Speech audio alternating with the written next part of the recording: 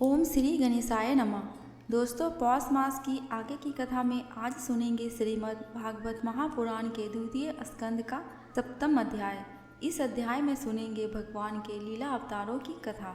ब्रह्मा जी कहते हैं, अनंत भगवान ने प्रलय के जल में डूबी हुई पृथ्वी का उद्धार करने के लिए समस्त यज्ञमय वराह शरीर ग्रहण किया था। आदि दैत्य हिरण्याक्ष जल के अंदर ही लड़ने के लिए उनके सामने आया। जैसे इंद्र ने अपने वज्र से पर्वतों के पंख काट डाले थे, वैसे ही वराह भगवान ने अपनी दाढ़ों से उनके टुकड़े टुकड़े कर दिए थे। फिर उन्हीं प्रभु ने रुचि नामक प्रजापति की पत्नी आकृति के गर्भ से सुयज्ञ के रूप में अवतार ग्रहण किया। उस अवतार में उन्होंने दक्षिणा नाम की पत्नी से स्वयं नाम के देवताओं को उत्पन्न किया और तीनों लोकों के बड़े बड़े संकट हर लिए। इसी से स्वयंभू मनु ने उन्हें हरि के नाम से पुकारा। नारद कर्दम प्रजापति के घर देवहूति के गर्भ 9 बहनों के साथ भगवान ने कपिल के रूप में अवतार ग्रहण किया।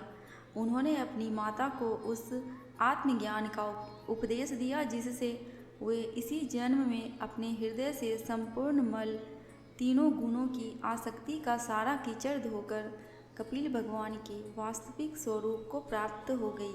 महर्षि अत्रि भगवान को पुत्र रूप में प्राप्त करना चाहते थे। उन पर प्रसन्न होकर भगवान ने उनसे एक दिन कहा कि मैंने अपने आप को तुम्हें दे दिया। इसी से अवतार लेने पर भगवान का नाम दत्तात्रेय पड़ा। उनके चरण कमलों के पराग से अपने शरीर को पवित्र करके राजा यदु और सहस्त्रार्जुन आदि ने योग की भोग और मोक्ष दोनों ही सिद्धियां प्राप्त की। नारद, सृष्टि के प्रारंभ में मैंने विविध लोकों को रचने की इच्छा से तपस्या की। मेरे उस अखंड तप से प्रसन्न होकर उन्होंने तप अर्थ वाले सन नाम से युक्त होकर सनत, सनंदन, सनातन और सनत कुमार के रूप में अवतार ग्रहण किया। इस अवतार में उन्होंने प्रलय के कारण पहले कल्प के भूले हुए आत्मज्ञान का ऋषियों के प्रति यथावत उपदेश दिया, जिससे उन लोगों ने तत्काल परम तत्व का अपने हृदय में साक्षात्कार कर लिया। धर्म की पत्नी दक्ष कन्या मूर्ति के गर्भ से वे नर नारायण के रूप में प्रकट हुए।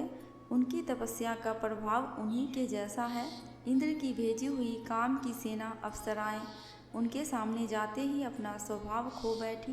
वे अपने हाव भाव से उन आत्मस्वरूप भगवान की तपस्या में विघ्न नहीं डाल सकी। नारद, शंकर आदि महानुभाव अपनी रोष भरी दृष्टि से कामदेव को जला देते, परंतु अपने आप को जलाने वाले असह्य क्रोध को वे नहीं जला पाते। वही क्रोध नर नारायण के निर्मल हृदय में प्रवेश करने के पहले ही दर्द के मारे कांप जाता है। फिर भला उनके हृदय में काम का प्रवेश तो हो ही कैसे सकता है। अपने पिता राजा उत्तानपाद के पास बैठे हुए 5 वर्ष के बालक ध्रुव को उनकी सौतेली माता सुरुचि ने अपने वचन वाणों से वेद दिया था। इतनी छोटी अवस्था होने पर भी वे उस ग्लानि से तपस्या करने के लिए वन में चले गए। उनकी प्रार्थना से प्रसन्न होकर भगवान प्रकट हुए और उन्होंने ध्रुव को ध्रुवपद का वरदान दिया। आज भी ध्रुव के ऊपर नीचे प्रदक्षिणा करते हुए दिव्य महर्षिगण उनकी स्तुति करते रहते हैं। कुमार्गगामी वैन का ऐश्वर्य और पौरुष ब्राह्मणों के हुंकार रूपी ब्रज से जलकर भस्म हो गया। वह नरक में गिरने लगा। ऋषियों की प्रार्थना पर भगवान ने उसके शरीर मंथन से पृथ्वी के रूप में अवतार धारण कर उसे नरकों से उबारा और इस प्रकार पुत्र शब्द को चरितार्थ किया। उसी अवतार में पृथ्वी को गाय बनाकर उन्होंने उससे जगत के लिए समस्त औषधियों का दोहन किया।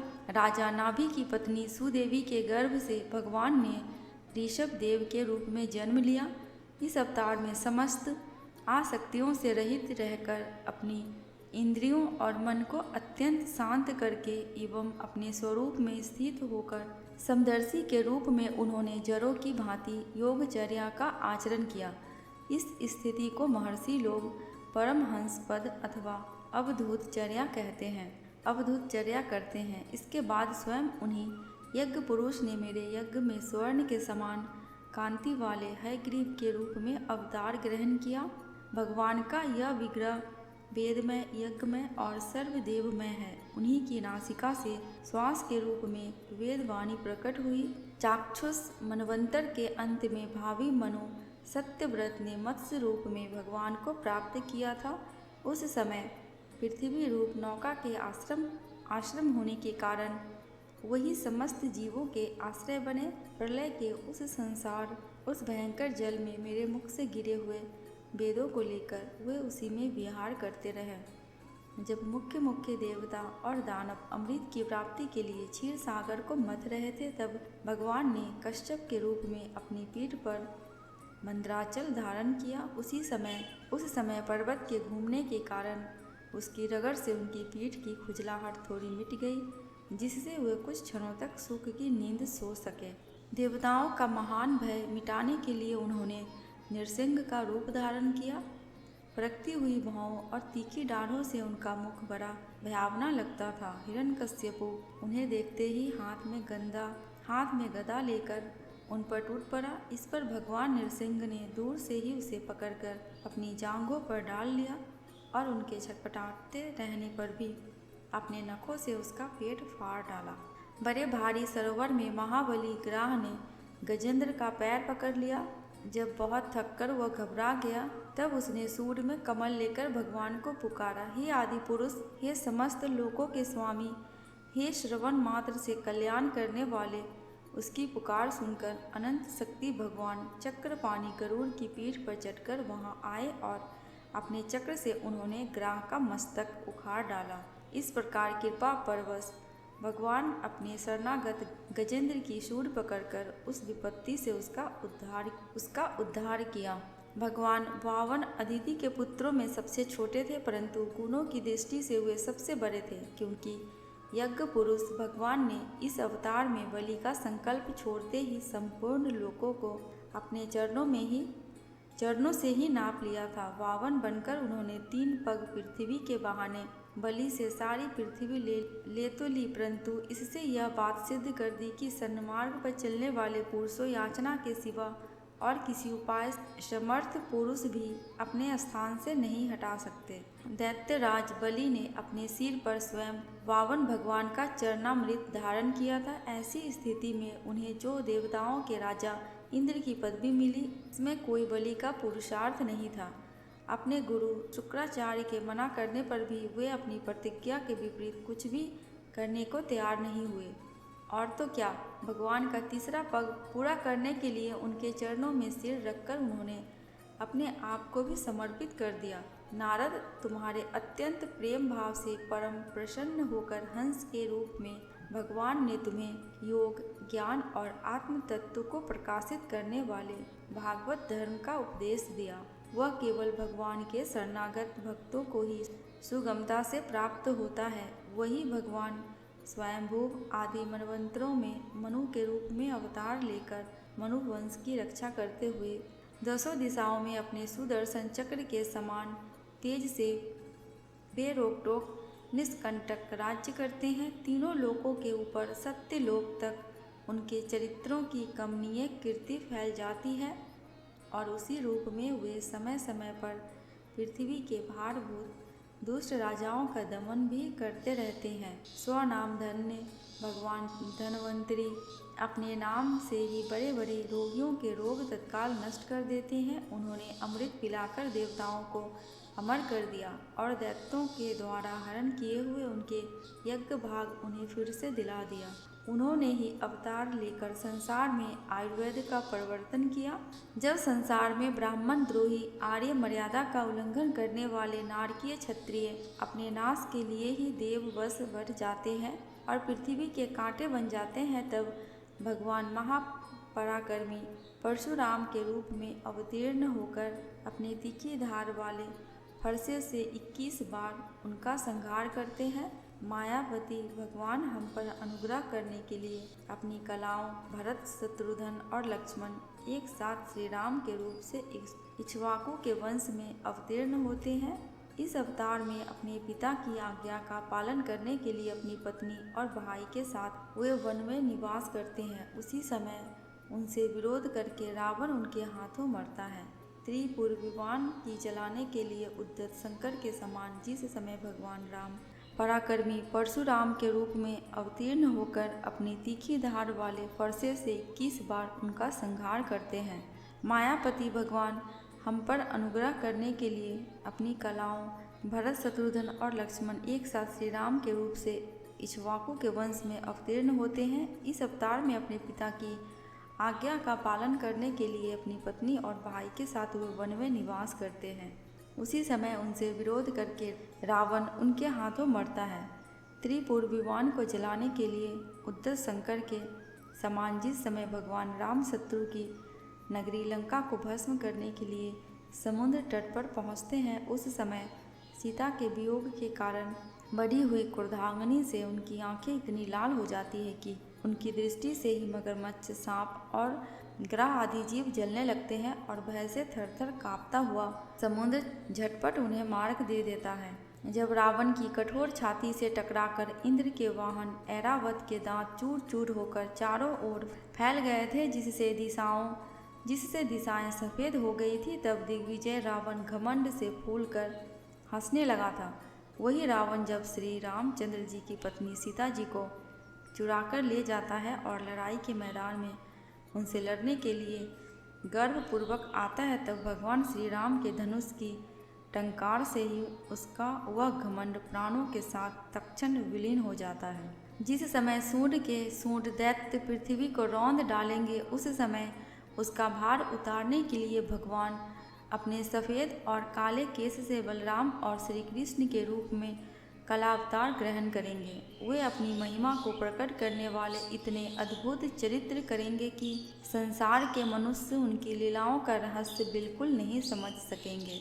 बचपन में ही पूतना के प्राण हर लेना, 3 महीने की अवस्था में पैर उछालकर बड़ा भारी चक्का उलट देना और घुटनों के बल चलते चलते आकाश को छूने वाले यमला अर्जुन वृक्षों के बीच में जाकर उन्हें उखाड़ डालना, ये सब ऐसे कर्म हैं जिन्हें भगवान के सिवा और कोई नहीं कर सकता।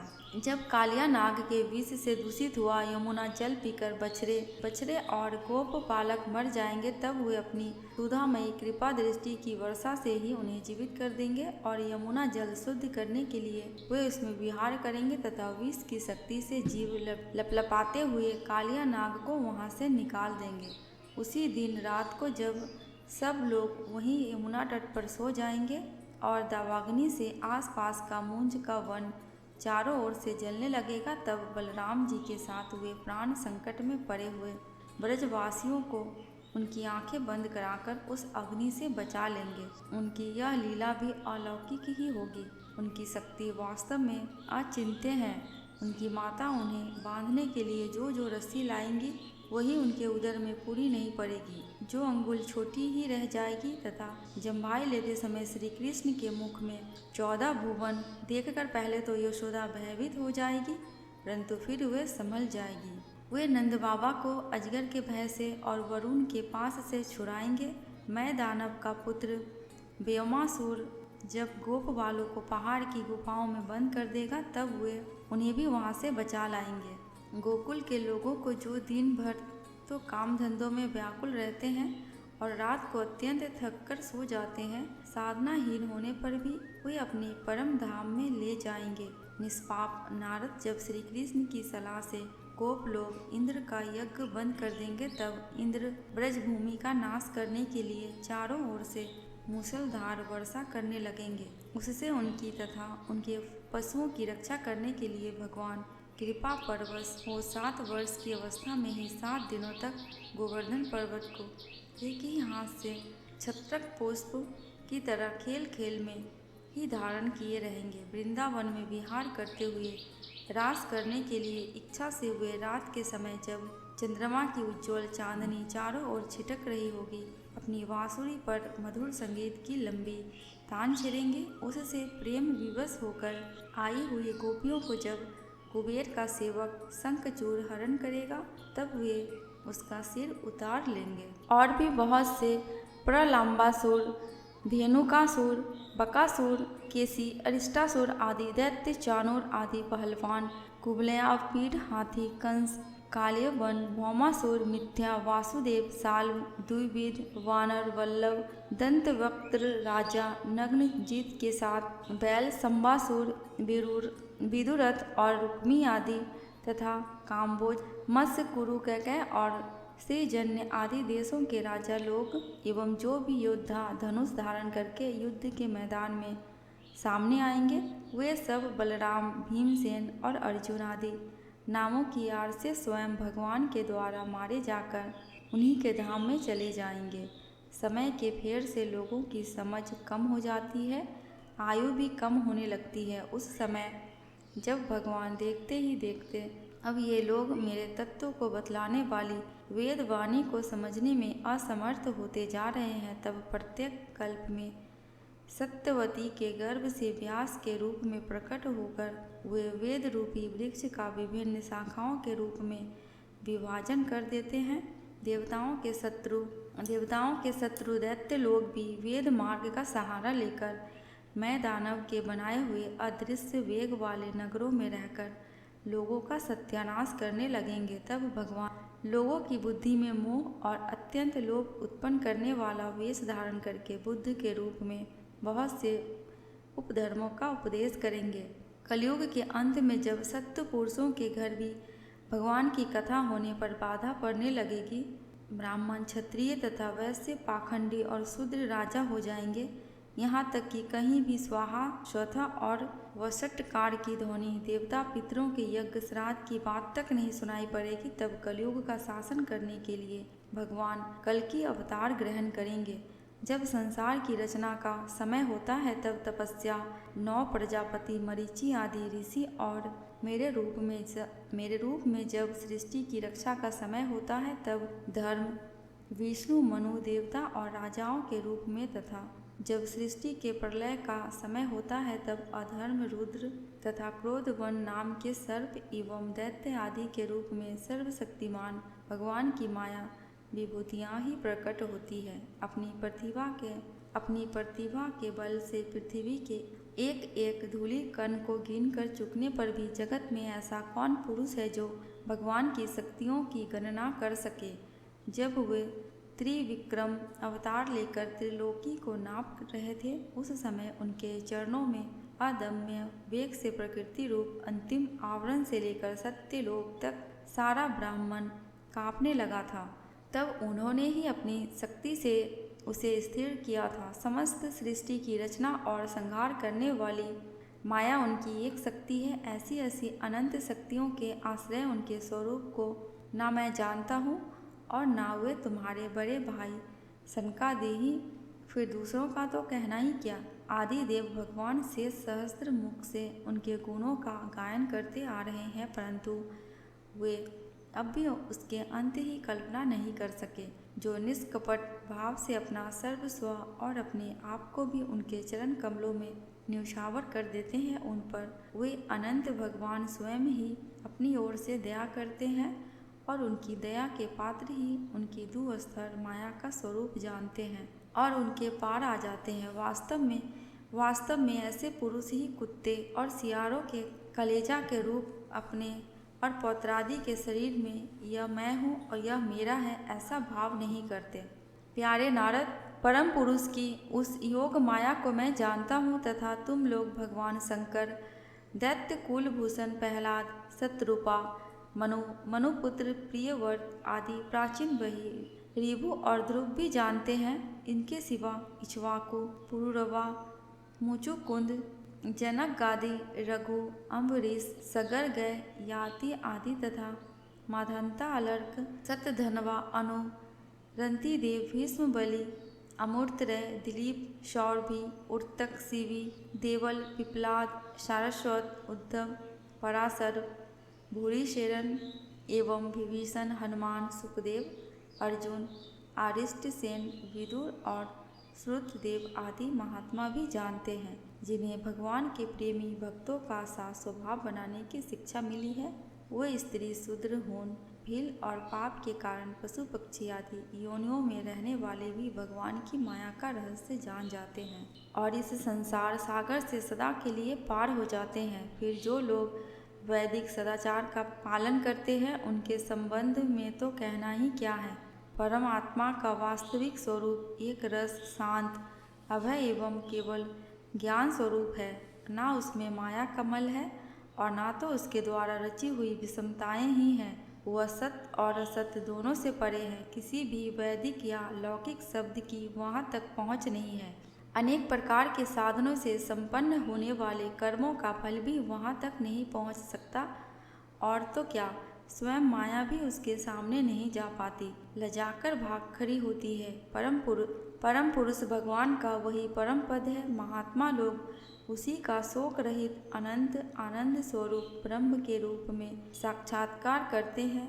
संयमशील पुरुष उसी में अपने मन को समाहित करके स्थित हो जाते हैं। जैसे इंद्र स्वयं मेद रूप से विद्वान होने के कारण जल के लिए कुआं खोदने की कुदाल नहीं रखते, वैसे ही वे भेद दूर करने वाले ज्ञान साधनों को भी छोड़ देते हैं। समस्त कर्मों के फल भी भगवान ही देते हैं, क्योंकि मनुष्य अपने स्वभाव के अनुसार जो शुभ कर्म करता है वह सब उन्हीं की प्रेरणा से होता है। इस शरीर में रहने वाले पंचभूतों के अलावा पंचभूतों के अलग अलग हो जाने पर जब यह शरीर नष्ट हो जाता है तब भी इसमें रहने वाला अजन्मा पुरुष आकाश के समान नष्ट नहीं होता। बेटा नारद, संकल्प से विश्व की रचना करने वाले सर्वेश्वर संपन्न श्री हरि का मैंने तुम्हारे सामने संक्षेप में वर्णन किया।